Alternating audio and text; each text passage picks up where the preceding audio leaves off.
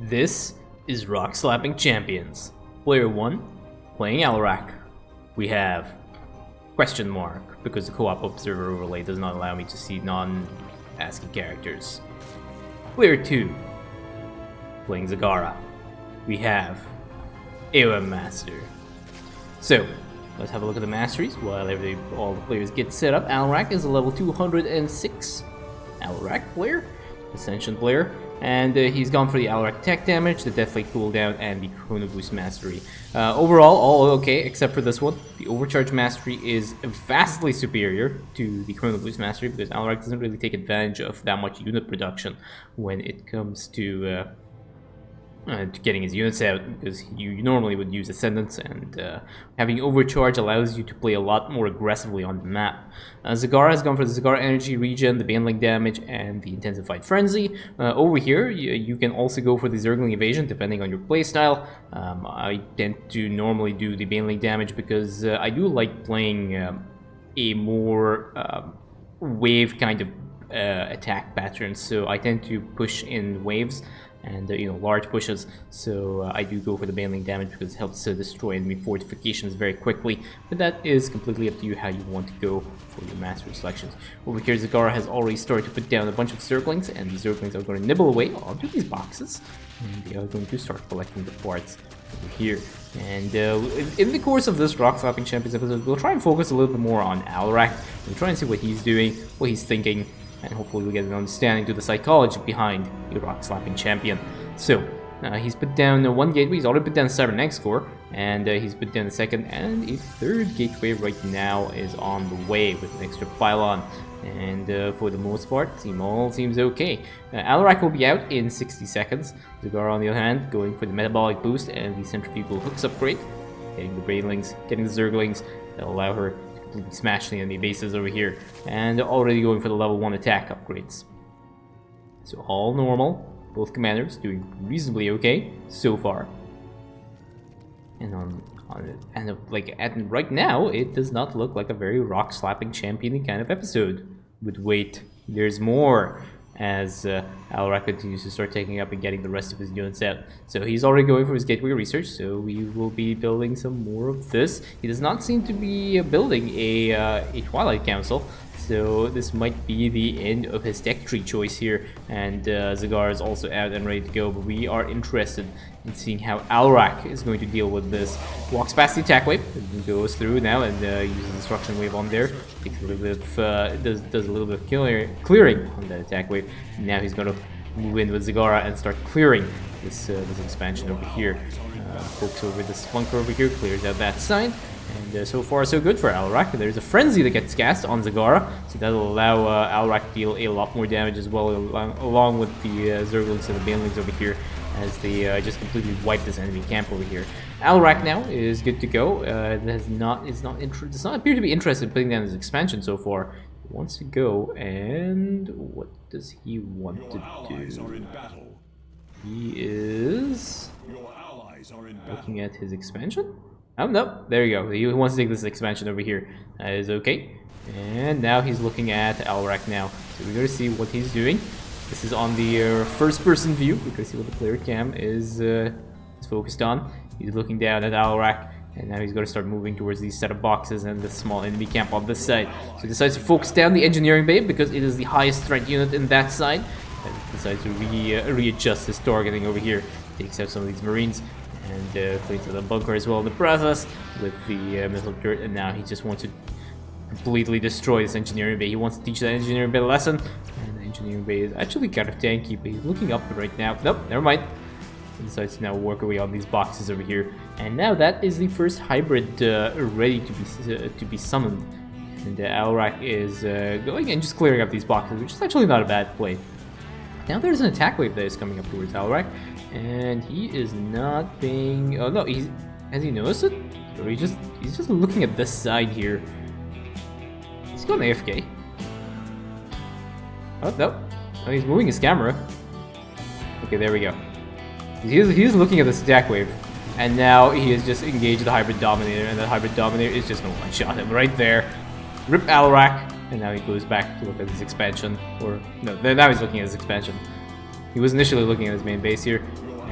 And that is basically a rip for Alarak. So we're gonna wait until Alarak comes out because it doesn't seem that he's gonna be doing anything other than looking at his base for now. And the guard is basically waiting over here now, getting ready to start pushing maybe into this next enemy camp here.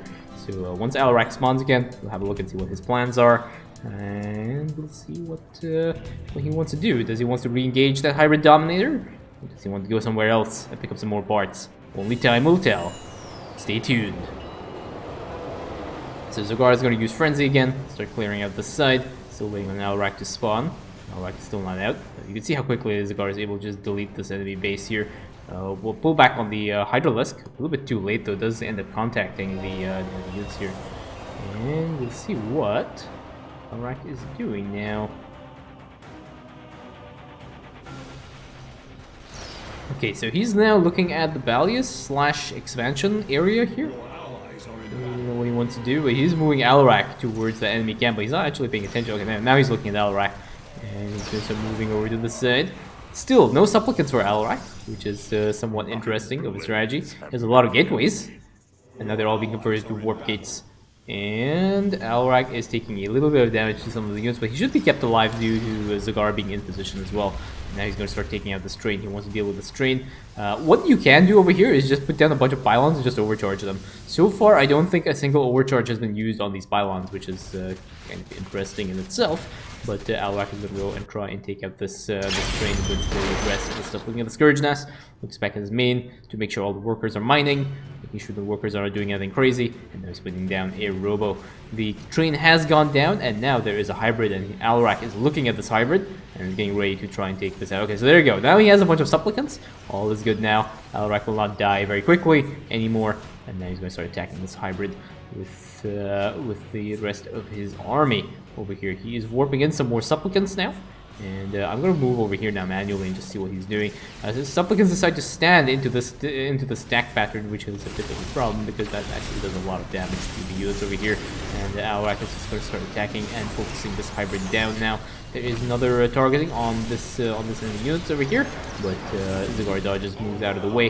But Zagar is also trying to go and deal with this next attack wave over here, which is going to be a bit of a problem. The first overcharge on the mission comes down over here and ends up taking out the attack wave. Unfortunately, Zagar doesn't have the detection to deal with the two wraiths that are over here, and that is going to be a bit of a problem. In the meanwhile, Alarak is attacking over here. So far, he has lost a total of 11 supplicants in engaging this hybrid, because he is now moving his stuff out of the way. Decides to move. No, some of the Havocs do get roasted in the process, and so some of these Havocs getting completely destroyed by that attack over here. Now there's another attack pattern on this side, and Zagar is just going to dodge out of the way here. Not really interested, but once you clean up this hybrid, it's causing a few problems. Over here, there's now a warping of Havocs. There's a warping of a total of 7 Havocs now for Alarak. And he is going to get ready and going to combine the rest of his army. Unfortunately, he has lost a lot of the enemy units over here. Finally ends up taking this out now. Alarak can combine his army and consolidate his forces into one, and he can start pushing into the next side now with his army of Havocs and Supplicants. So, what do we have in total? He has a total of 8 Havocs and 6 Supplicants. He has lost a total of 3 Havocs and 18 Supplicants over here. Doing a few more weapons, making sure he has ample number of Havocs, and now there is a frenzy from Zagar. There's a split over here. Oh no, it was a very unfortunate kind of split here, and now Alarak is going to start moving into this side. He's going to start pushing into this side, but unfortunately this army does get cut off, and they will be aggroed by a siege tank that is on the back line. So those units are all written off, and now Alarak is starting to push into here. There is a Seeker Missile on Alarak, but or on one of the Supplicants, and now these Havocs are standing in front here. Alarak is completely separated from his army, and that is going to be a bit of a problem. There's another Seeker Missile on one of these Supplicants. Seeker Missile is going to go onto the Supplicant, ending up taking out the other 2 Supplicants around it, and now there's an Empowerment on Alarak, and Alarak has already lost pretty much all of his army on this side, but now he's only going to be eating the rest of his Havocs over here with his Empowerment buff. Is still active. They end up taking out some of the Thors over here, and now these Havocs are just sitting here not knowing what to do. It ends up taking out the Ghosts as well, and for the most part this area has been cleared, but with a lot of casualties, and their 2 Havocs still focusing on this side. Alarak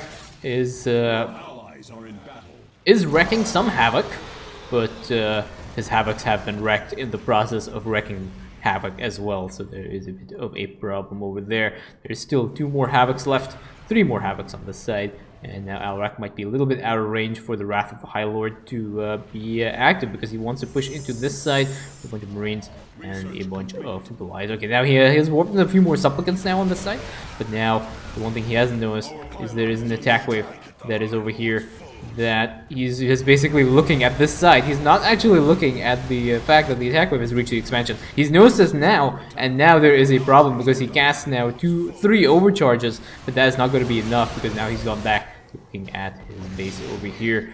There are some siege tanks that are shelling from the low ground over here, and that might be a bit of a problem because now he's just sent his supplicants in to the siege tank line, which may provide a little bit of vision for the photon overcharge, but Cigar has already ended up deleting this side, and he is looking relatively okay over here, but Alarak has ended up he's still pushing into this side now, and focused down by some of the siege tanks. He's pushing into this enemy base, which is not really necessary.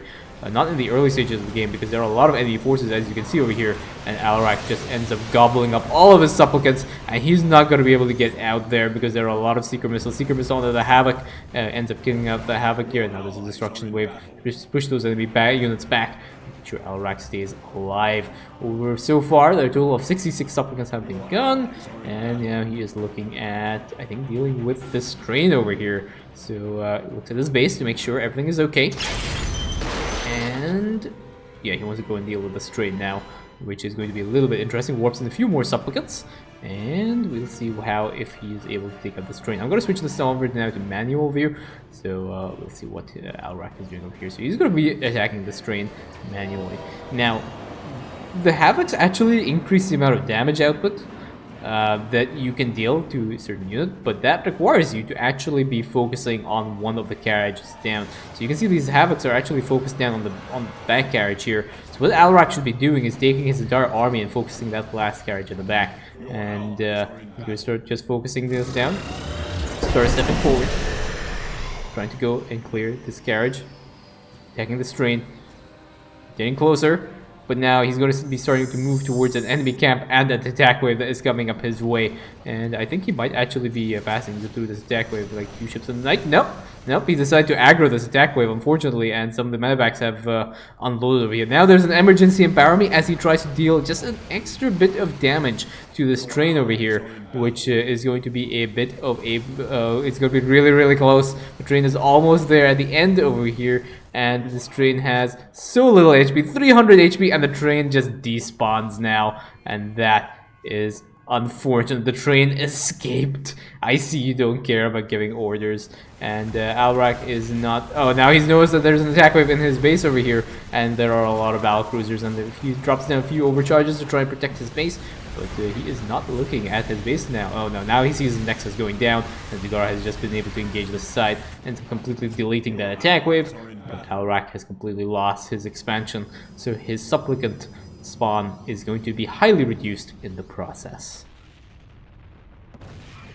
So Alarak decides to push into the side. Now there's a Secret Missile on these supplicants. No pullback on these supplicants. Decide to clump up the supplicants instead, dealing extra damage to increase the efficiency of the Raven Secret Missile in the process. So there's one more Secret Missile on Alarak. Alarak doesn't care about that. He's going to be able to take out that Raven in pretty much one shot. There's also a railgun turret that gets dropped, or a small turret thing that gets dropped here. I can't remember what it's called, but that ends up going down. Alarak looking at the remnants of his expansion and decides to warp in a few more supplicants. I don't know if he's going to re-put down his expansion. Generally, you don't really want to put it down because the last hybrid will be spawned very, very soon, and you're not really going to get any benefit out of building your expansion right now.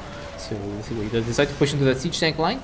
No focus fire down on the siege tank, instead looking at the bunker, and there are a bunch of banshees as well at the back over here, and the siege tank is going to get a little bit of value. There is another destruction wave that comes down, but I think the siege tank is going to get a few more shells off. You can see the amount of damage output that these things are doing. So far, Alarak is only at level 1 attack upgrades, which is also kind of reducing his effectiveness. Lots of banshees on this side, just dealing some damage over here. And now there's a Havoc that comes in, and that'll allow Alarak to take this out. And now he's going to start pushing into this next enemy base over here. So far, he has lost a total of 78 supplicants and 11 Havocs. And warping in a few more supplicants over here. Yeah, you can see he's not putting down his expansion. Now there's another secret missile that gets dropped onto the supplicants. Supplicants are all clumped up over here, doing a lot of damage. and Alarak is going to be pushing into the side again. And now Zagara has dropped her Roach Drop over here, but Alarak seems to be okay in eating his supplicants and making sure that he remains alive over here. And you see how quickly Zagara just completely deletes that side. Zagara is absolutely terrifying as a commander once she has a good number of units, but she can basically just roll over the enemy camps without any problems. A few more Warpins on Supplicants over here. So far, a total of 97 Supplicants have been cleared from Alarak's army. And there is some long-distance mining that is also going on over here. These are the remnants of the probes that are now homeless and have no base to go to, no base to farm. But that is what it is, and Alarak is just looking at the parade push that he has going on over there. Production-wise, he has decided to start now his level 2 attack upgrades, which is an interesting tech choice. Zagara will be completing the last set of air upgrades just in time for the hybrid, when the hybrid spawns, so that is all okay. We have a few more Scourge being rallied across here. Zagara will be able to delete the side without too many problems. Last minute Warpins on some Supplicants, and Alarak is ready in position with his Supplicant Havoc army, and they will be able to deal with these hybrids without too many problems. Just waiting for the bellies to get into position. Now, looks at the Zagara's army that's there. Zagara's just waiting with an army of Banelings and Scourge to just delete this hybrid as soon as it spawns. Drops the Hunter Killers. You can see just Zagara's just A-clicking across here. And as soon as the hybrid spawns, ends up just getting completely cleared out by the army that is over there. There is a Death Fleet that gets dropped over here. I think this might be the first Death Fleet of the game. And that is the hybrid dead. But yeah, Alarak had a little bit of this. GG from Alarak. GG from Zagara. That is GG.